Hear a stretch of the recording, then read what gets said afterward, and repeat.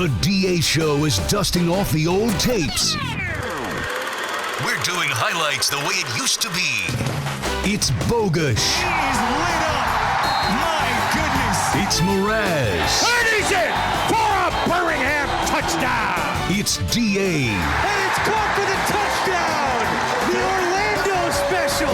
Philly special, but it's the winter. It's Alliance PrimeTime. And it starts now. Hello, friends. In no time at all, and with barely any help from computer simulations, we have somehow reached the end of the very first regular season in AAF history. Week 10 included 3 teams playing for 2 spots in the West, 2 of them meeting head-to-head on the very first Friday night game in league history. Wow. It is all coming up on Primetime. Brought to you this week by Ranch Dressing. Use us on veggies or chicken wings like it's 2014. Also now good for protection from giant body-snatching birds. So it's Friday night by Salt Lake. The 6-win Commanders, they're in the playoffs already, but could they be the 1 seed? The 4-win Stallions had to win to stay alive. Taylor Bertolet from Texas A&M on for the 32-yard field goal attempt. To 6 of 10 on the year. This one up and good. Taylor Bertolet, hee-hoo, giving SLC the early lead. Sean, they need to win to stay alive, and as we know, Nobody circles the wagons like the Salt Lake Stallions. Woodruff with the pump fake. Goes to the corner of the end zone. Has a man. Holds onto the ball. Salt Lake touchdown. and a lead. How about that? Nick Truesdale. Salt Lake played a little game of truce or dare in week 10. They are so close to keeping themselves alive for the postseason. But a shoulder fake over the corner of the end zone. And it's caught! What a grab! Are you serious, Mikhail McKay? Every kiss begins with McKay. And apparently conference champions also begins with a K too. The game-winning TD grab, 26 seconds left. Those Commanders, a 19-15 win. They are the 1 seed in the West. The Stallions, though, are done. Yeah, sad end for the Salt Lake Stallions. We'll see how they fare next year. A lot to ponder for Dennis Erickson and crews. They head to the offseason. So now it's Saturday night, the traditional primetime affair. Unfortunately for them, the Legends and Express just playing out the string in Memphis, but there's always next year. As for the present, one last look this season at Denard Robinson. Aaron Murray from the 9 has Shantavius Jones to his left. The pitch to Robinson. Denard Robinson, get in there! Here's to you, Mr. Robinson. His Legends with the early lead in the Big Brisket, but that lead wouldn't last. 2nd and 1.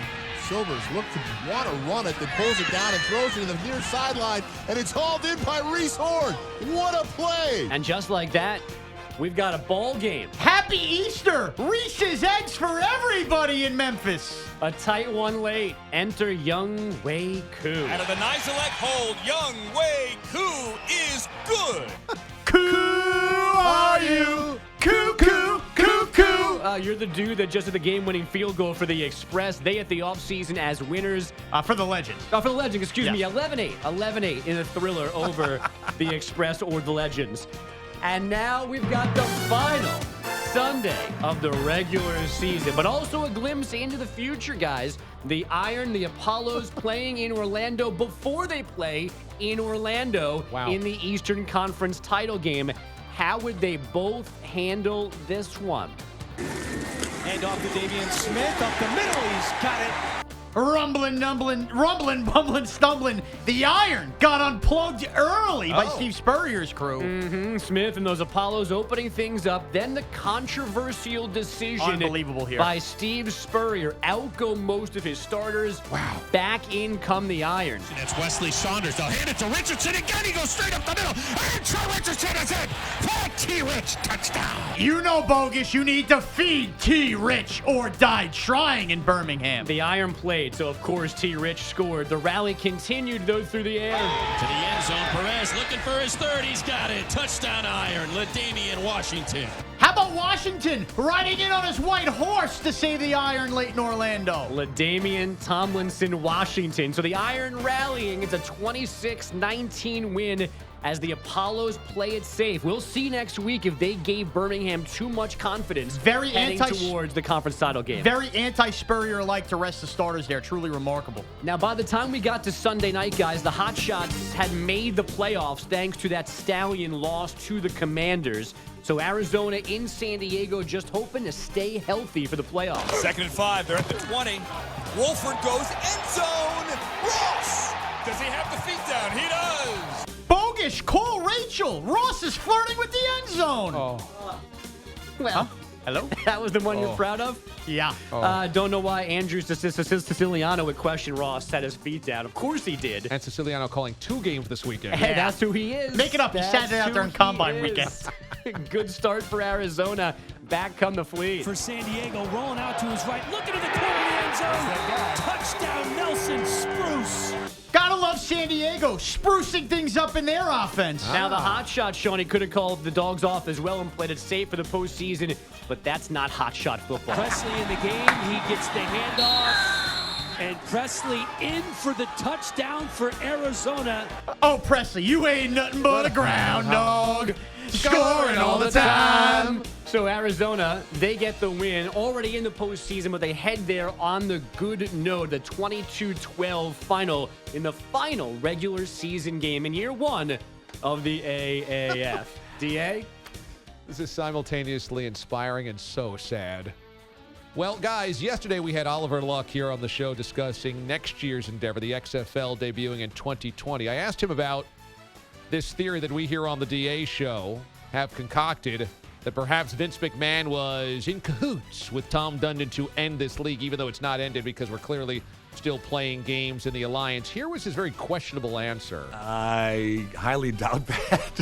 I can't speak for Vince, of course, but I'd be surprised if there was any sort of backdoor relationship that the two have. Dundon's a successful business person. I think made a bunch of money in Texas with low-cost automobile loans, et cetera. Vince operates in a much different space with WWE, publicly traded company. So I really can't confirm or deny there was any contact between the two gentlemen. Now, I got to tell you, that was a big matzo ball yesterday. There were 3 things in there that were not really denials. He said, I highly doubt it, I'd be surprised, and I can neither confirm nor deny. Guys, I want to believe Oliver Luck because Oliver Luck seemed to be a pretty trustworthy guy. But did any part of that answer put to bed our concerns that Vince McMahon ended the AAF with Tom Dundon? No, I think yesterday what we got was an Oliver twist. I don't know how you could truly trust him when he won't just douse water on it. He tried to say all the right things, but he said he can't confirm nor deny it. And what does a publicly traded company and a car loan man have to do with one another? That's a stupid excuse. Like, why him being in different industries That makes than no Tom sense. Dundon? What was that the reason? Maybe that Vince needs to be transparent about these things. It's a publicly traded company and not its own private business. But still, I mean, the answer is no, that didn't happen to you. It's a stupid question and a stupid theory. Who came up with it, Sean? And then you say yes, and Alpha would go, oh, okay. Yeah. You don't just hem and haw and backtrack and give yourself the ins and outs there. I'd be surprised. Right. That was a weird quote. I'd be surprised. Do we know what check Vince McMahon writes for every communion he goes to or whatever, birthday party he goes to? No. So why wouldn't we know what check he wrote to Dundon went to? You don't know what his finances are like there. I thought that was such a weird non-answer yesterday, and all of our antenna went up. Guys, I know we kind of have done tongue-in-cheek Vince McMahon end of the AAF. Now I feel more confident than ever that that's exactly what happened. Just remember where you heard it first, right here on the DA show. You created this whole thing, Mraz, your theory, and it's really picking up steam. I'd be surprised. Oliver Luck can't say, I'd be surprised. You got to say, it's crazy, it's nonsense. Where'd you come up with that? He goes, I can neither confirm nor deny? What kind of denial is this? Dundon! So because we were so emotionally connected with the Alliance, Take aim, baby! Let's go, Spurrier! Let's go! we obviously were searching for reasons that it ended. And one of the reasons that we have bandied about here is that perhaps Vince McMahon had a deal with Tom Dundon and said, you know what, end this, pull the plug, it's over. What do you think? I highly doubt that. I can't speak for Vince, of course, but I highly doubt that. I can't speak for Vince, of course, but I'd be surprised if there was any sort of backdoor relationship that the two have. Dundon's a successful business person. I think made a bunch of money in Texas with low-cost automobile loans, et cetera. Vince operates in a much different space with WWE, publicly traded company. So I really can't confirm or deny there was any contact between those two gentlemen. Can't confirm or deny there was any contact.